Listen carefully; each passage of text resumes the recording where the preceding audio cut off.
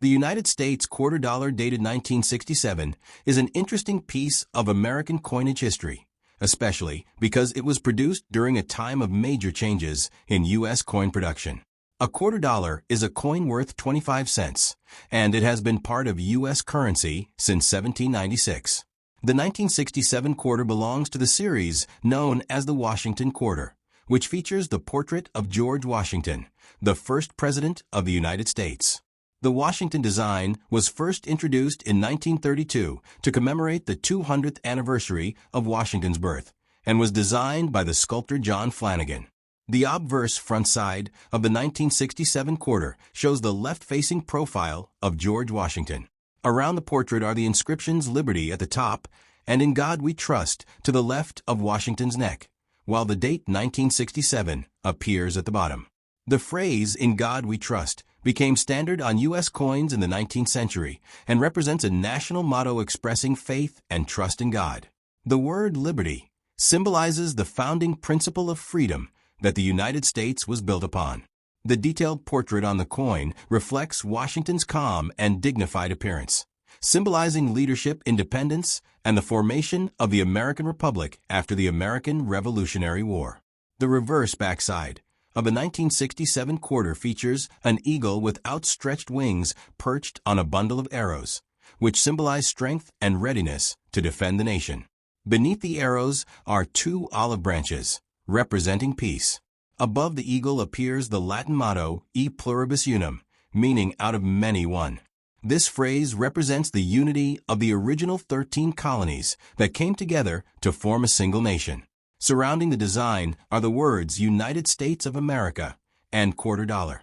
This reverse design was also created by John Flanagan and remained on the quarter for many decades until it was replaced by new commemorative designs in the late 20th century.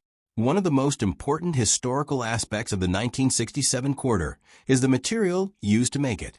Before 1965, U.S. quarters were made of 90% silver and 10% copper. However, due to rising silver prices and coin shortages in circulation, the United States Mint changed the composition of the coin in 1965. From that year onward, quarters were made from a copper-nickel-clad composition consisting of a pure copper core sandwiched between two outer layers of 75% copper and 25% nickel. The 1967 quarter, therefore, contains no silver, unlike earlier quarters from 1964 and before. The coin weighs about 5.67 grams, has a diameter of 24.3 millimeters, and features a reading grooved edges around the rim. Another interesting fact about the 1967 quarter is that no mint mark appears on the coin, even though it was produced in multiple mint facilities. Normally, U.S. coins include a small letter, such as D for Denver or S for San Francisco, indicating the mint where they were produced. However, from 1965 to 1967, the U.S. Mint removed mint marks from coins to discourage coin collectors from hoarding newly minted coins during a national coin shortage. As a result, all quarters from those years, including the 1967 issue, appear without a mint mark even though they were struck in several locations. In terms of production, the 1967 quarter had a very large mintage, with over 1.5 billion coins produced. Because so many were made, and because they contain no silver, most examples are still common today. An uncirculated or untouched, often called uncirculated or mint state. 1967 quarter refers to a coin that has never been used in everyday transactions, and therefore shows no wear on the surface. Such coins retain their original mint luster, sharp details, and clean surfaces. Collectors grade these coins on a scale from MS 60 to MS 70. Where higher numbers indicate better preservation. Coins graded MS 65 or higher may have greater collector value because they are more difficult to find in perfect condition. The value of a 1967 quarter usually depends on its condition rather than rarity. In circulated condition, it is typically worth its face value of 25 cents. However, uncirculated examples may be worth a few dollars, especially if they have strong luster and minimal marks. Coins with exceptional quality, proof-like surfaces, or special mint errors can sometimes sell for much higher prices among collectors.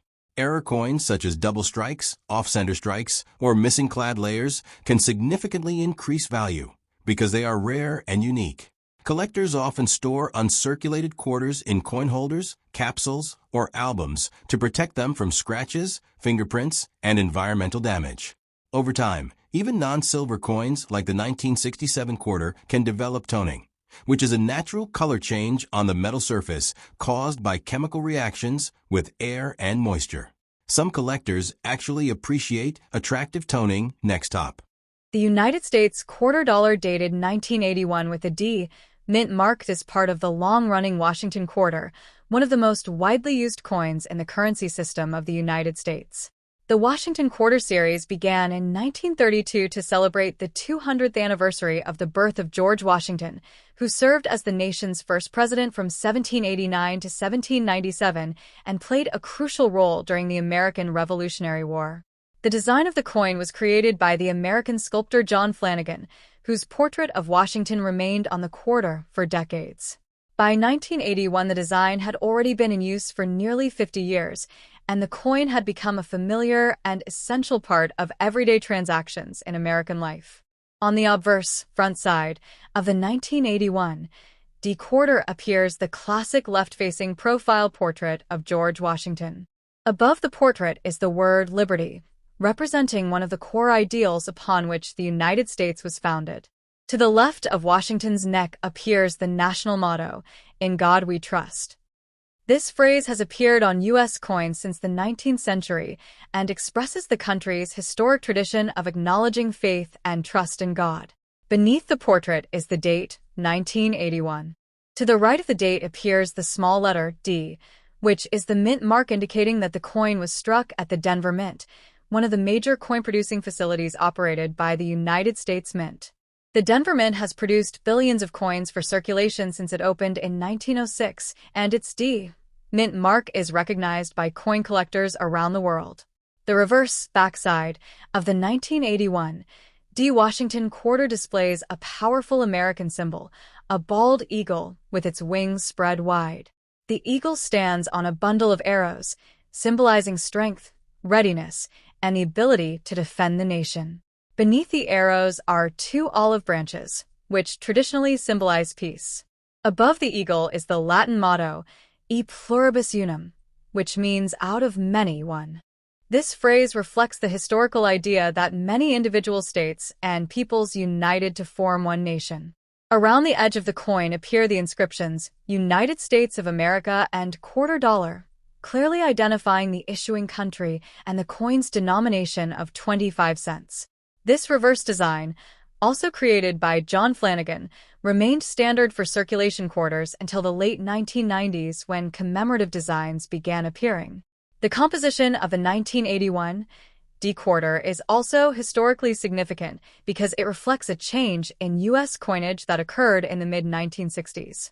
Before 1965, quarters were made primarily of silver, containing 90% silver and 10% copper.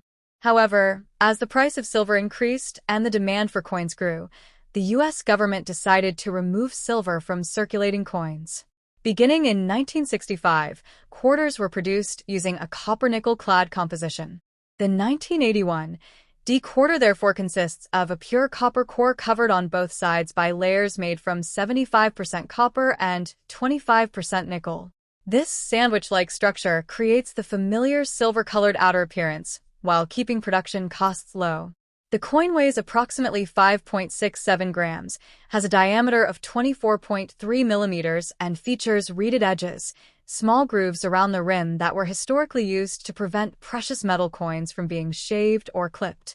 In terms of mintage, the 1981 D quarter was produced in large numbers.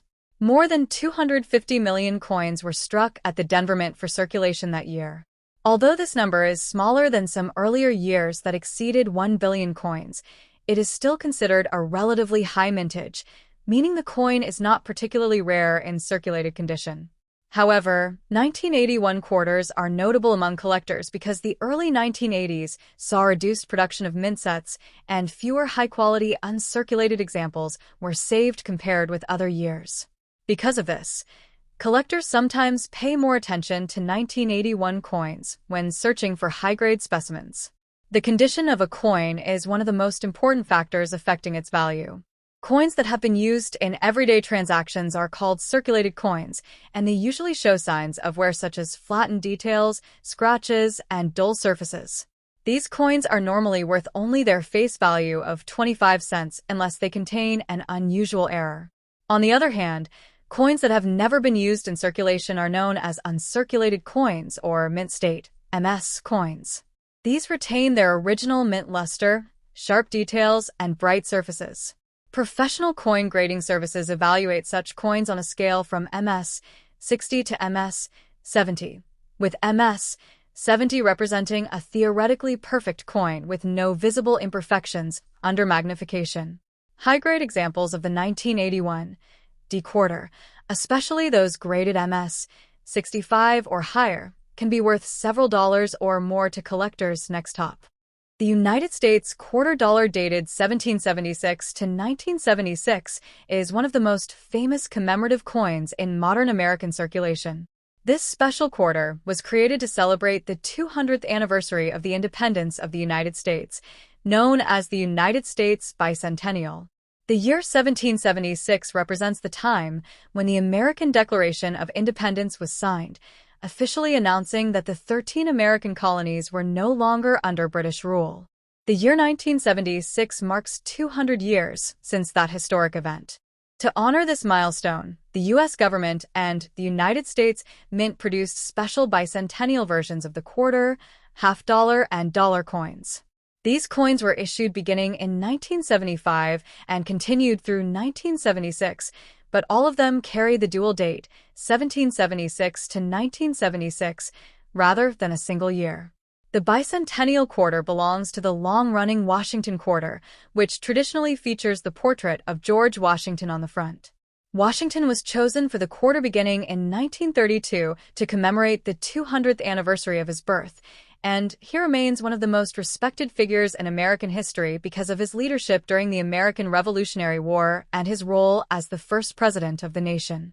The portrait used on the coin was originally designed by sculptor John Flanagan, whose work helped establish one of the most recognizable designs in U.S. coinage. On the obverse front side of the 1776 to 1976 quarter appears the familiar left-facing profile of George Washington. Above the portrait is the word liberty, which symbolizes the fundamental American principle of freedom and the ideals on which the country was founded. To the left of Washington's neck is the national motto, "In God We Trust." This phrase expresses the historic belief that the nation places trust and faith in God, and it has appeared on U.S. coins since the 19th century. Beneath the portrait appears the dual date, 1776 to 1976, marking the bicentennial celebration. Unlike most quarters that display only 1 year, this coin intentionally shows 2 dates to connect the birth of the nation in 1776 with its 200-year anniversary in 1976. Depending on where the coin was produced, a small mint mark may appear near the date, indicating the specific mint facility that struck the coin. The reverse backside of the bicentennial quarter is very different from the traditional eagle design used on other Washington quarters. Instead of the eagle, the coin features a colonial drummer boy holding a drum with a torch of victory surrounded by 13 stars. This design was created by Jack L. Ahr, whose artwork was selected through a national competition organized by the United States Mint.